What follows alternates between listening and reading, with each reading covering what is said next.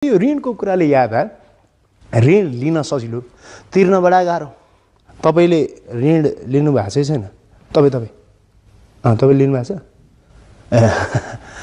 तिर्नु भएको छ कि छैन तिर्नु भएको छ खैर तिर्नु भएको भए राम्रै हो नत्र ऋण लिने र ऋण दिनेको परिस्थिति कस्तो हुन्छ भनेर हामीले एउटा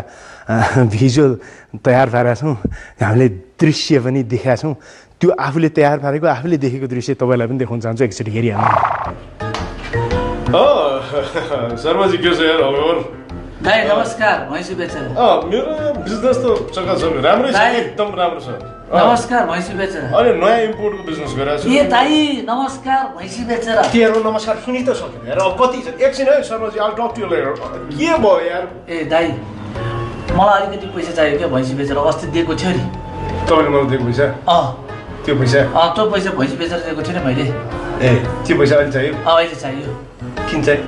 कसरी चाहियो मलाई अलिकति काम पर्यो कि त्यो अलिकति भनेको के हो होइन तपाईले मलाई के हेपेको मेरै अफिसमा आएर मैसँग पैसा माग्नु तपाईले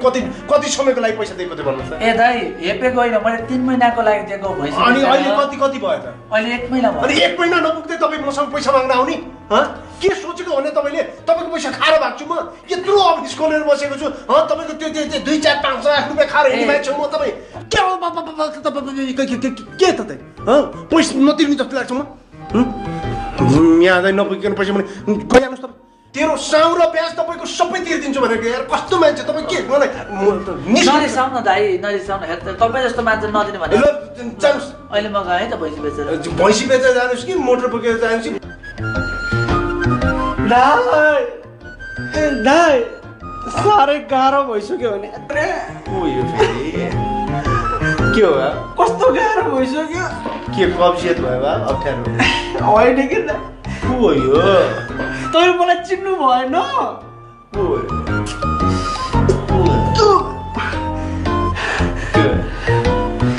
याद गर्नुहोस् त तपाईँले 1 वर्ष अगाडि मसँग पैसा लिनु भएको थियो नि याद गर्नुभयो साँच्ची मैले तिमीलाई पैसा ल्याएको थिएँ अब हेर दिन्छु भन्दा 1 वर्षै बितिसक्यो भा बितिसक्यो कस्तो अप्ठ्यारो है के हेर कति ल्याएको थिएँ मैले जम्मा थोरै 5 लाख मात्र त हो नि अब 5 लाख रुपियाँ भने पनि थोरै हुन्छ र भाउ हेर्नु त 5 लाख भने त धेरै पैसा आउनु भयो अब वर्तमान नभएको वर्तमान हुन्छ वर्तमान भइसकेको बिहा हुने पैसा बिहा भइसकेको त हनीमुन गर्ने पैसा हो नि भा त्यो त धेरै ठुलो पैसा पो हो तर त्यत्रो धेरै पैसा त अहिले छैन भाइ मसँग छैन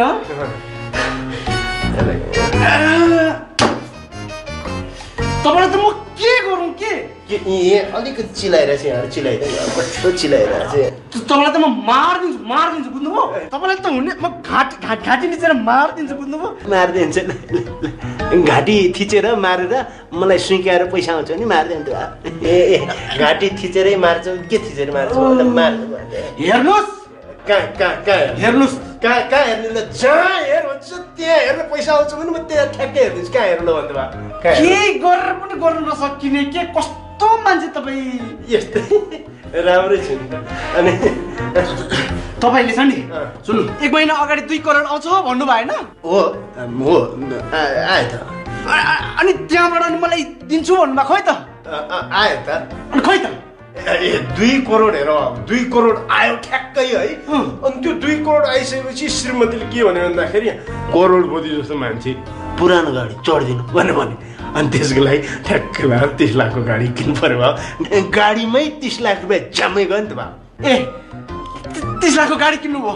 ल त्यो 30 लाखको त गाडी किन्नु भयो अनि 1 करोड 70 लाख त खोइ नि फेरि त्यो त छ नि 1 करोड 70 लाख 1 करोड 70 लाखमा चाहिँ के हो भन्दाखेरि भाइ अब छोराछोरी पनि त्यस्तै कस्तो छ अलिकति अप्ठ्यारो छन् है मै गोत्ताका छन् अनि के भन्दा नयाँ गाडी छ अनि हामी पुरानो घरमा बस्छौँ क्या भने त्यसपछि त ल्याएर ढ्याकको नयाँ घर किन्नु पर्यो 1 करोडको त घरै किने नि भयो अनि 70 लाख त छ होला नि 70 लाख त छ होला नि त्यो त दिनुहोस् त्यहाँबाट दिनुहोस् 70 लाख रुपियाँ अब हेर न 70 लाख रुपियाँ घरमा राख्छन् भनेर श्रीमती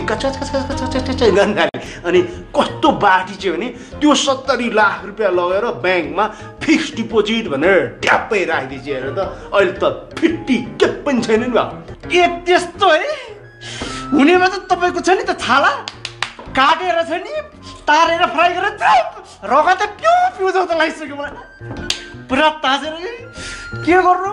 बोसो भएको छ के खानु भयो बरु ह्याकुला आउनु भयो ह्याकुला अब हेर तिम्रो पैसा दिन नपाएर मलाई त कस्तो मन पेटे परेर छटपट भएर अप्ठ्यारो भएर मुटु नै ढक गरेर अप्ठ्यारो म त सिल्टी मुरै खान्छु चैटे हुन्छु यही बेला फ्याट्लाक्कै हिर्कै जान्छु कि जस्तो भइसक्यो भयो मलाई यस्तो गाह्रो भयो अब यहाँ सुन यो यस्तो गाह्रो भएको छ है मलाई अब दिनु नदिनु दिइहाल्यो तिमीले मलाई ए जाऊ 5 लाख रुपियाँ होइन अब करोडैपति मान्छे हुनुभयो अहिले पो फुट्टी नभएको त बरु म यो एकदमै गाह्रो छ कि तिम्रो पैसा दिन नपाएर है मलाई यो मुटु चाहिँ जोचाउनै पर्ने बेला भएको छ बरु म चाहिँ यसो ब्याङ्ककतिर गएर यसो जचाएर आउँथेँ होइन बरु अलिकति त्यसमा दिनु नदिनु दिइहाल्यो बरु 5 लाख रुपियाँ थपिदेऊ न उता म चाहिँ च्याट्टै तिमीलाई चाहिँ ए अझ 5 लाख दिनु मैले 5 लाख दिनु मैले अब होइन थपिदेऊ न बाबु अझ थप्नु मैले जचाएर आएर सबै दिन्छु ल अब त देखो दे 5 लाख के गर्नु आउँदै गर्नु हवस् आउँदै खोपेर हुँदैन मारेर छाला काट आउँदै दिन्छ ब्याङ्कक गराउँछ अनि दिन्छ है दिन्छ All right,